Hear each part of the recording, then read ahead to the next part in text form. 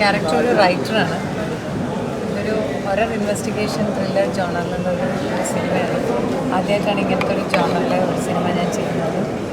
അതുകൊണ്ട് തന്നെ ഇതിൻ്റെ ഡയറക്ടറാണെങ്കിലും ഇതിൽ അഭിനേതാക്കൾ ഒരുപാട് പേരാണെങ്കിലും ഇതിൻ്റെ ക്യാമറമാനാണെങ്കിലും അങ്ങനെ ഒത്തിരി ആൾക്കാർ പുതിയ ആൾക്കാരാണ്. അപ്പോൾ കുറേ പേരുടെ ഒരു ആദ്യത്തെ സിനിമയാണ്. അപ്പോൾ അങ്ങനത്തെ ഒരു ടീമിൻ്റെ കൂടെ അതിൻ്റെ ഭാഗമാക്കാൻ കഴിഞ്ഞാൽ വളരെയധികം സന്തോഷം. ഏരിസ് ഗ്രൂപ്പ് സോഹൻ റോയ് സാറാണ് ഈ ചിത്രം പ്രൊഡ്യൂസ് ചെയ്തിട്ടുള്ളത്.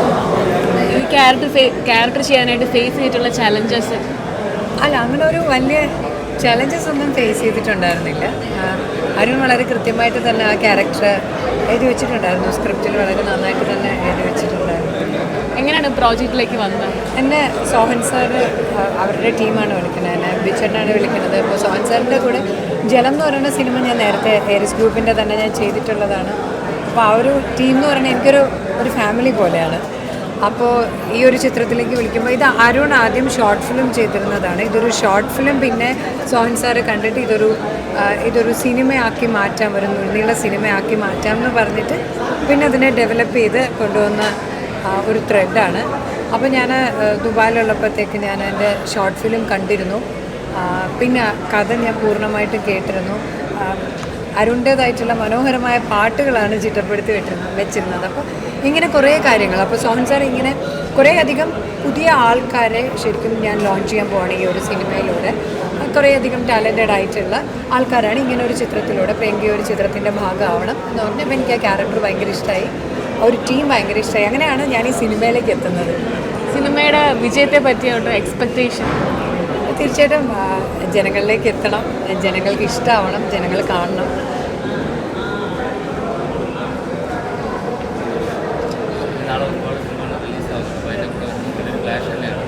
അതെ, ഒരുപാട് സിനിമകൾ വരുന്നു. തീർച്ചയായിട്ടും ഈ ഒരു ജോണറ് ആൾക്കാർക്ക് ഇഷ്ടമാവുമെന്ന് വിചാരിക്കുന്നു. തീർച്ചയായിട്ടും പ്രേക്ഷകർ തിയേറ്ററിലേക്ക് എത്തണം, ഈ സിനിമ കാണണം. ഒരു കൂട്ടം ഒരുപാട് പുതിയ ആൾക്കാർ വരുന്ന ഒരു സിനിമയാണ്. അപ്പോൾ തീർച്ചയായിട്ടും നിങ്ങളുടേതായിട്ടുള്ള വളരെ ഒരു സപ്പോർട്ട് ഉണ്ടാവണം ഈ സിനിമയ്ക്ക് എന്ന് തന്നെയാണ് പറയുന്നത്.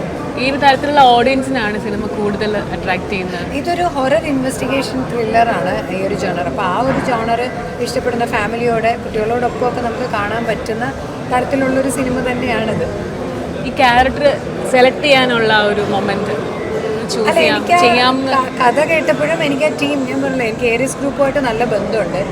അപ്പോൾ അവരത് പറയുമ്പോഴും എനിക്ക് ആ ടീമാണെങ്കിലും ആ കഥയാണെങ്കിലും ഒക്കെ എനിക്ക് ഇഷ്ടപ്പെട്ടു. ഞാനിതുവരെ ചെയ്യാത്ത തരത്തിലുള്ള കഥാപാത്രവും ഞാൻ ചെയ്യാത്തൊരു ജോണറുമായിരുന്നു. അപ്പോൾ അതുകൊണ്ട് തീർച്ചയായിട്ടും പിന്നെ ഇങ്ങനത്തെ ഒരു ടീമിൻ്റെ ഭാഗമാകാമെന്നുള്ളത് വളരെയധികം എനിക്ക് സന്തോഷം നൽകിയ ഒരു കാര്യമായിരുന്നു. ഇതിന് വേണ്ടി എന്തെങ്കിലും പ്രത്യേക പ്രിപ്പറേഷൻസ്?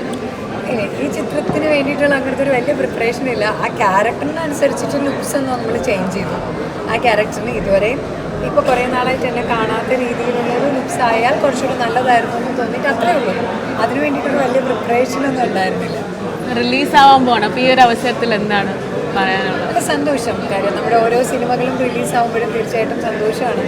അപ്പോൾ എല്ലാ സിനിമകളും തിയേറ്ററിൽ വലിയ വിജയമാവണമെന്ന് തന്നെയാണ് എപ്പോഴും ആഗ്രഹിക്കുന്നത്. അതുപോലെ തന്നെ കർണികയും പ്രേക്ഷകർ ഏറ്റെടുക്കട്ടെ, പ്രേക്ഷകർ ഇഷ്ടപ്പെടുന്ന തരത്തിലുള്ള ഒരു സിനിമയായി മാറട്ടെ എന്ന് തന്നെയാണ് ഞാനും ഇതിൻ്റെ ഈ ഒരു സിനിമയിൽ പ്രവർത്തിക്കുന്ന എല്ലാവരും ആഗ്രഹിക്കുന്നത് അത് തന്നെയാണ്. Thank you so much.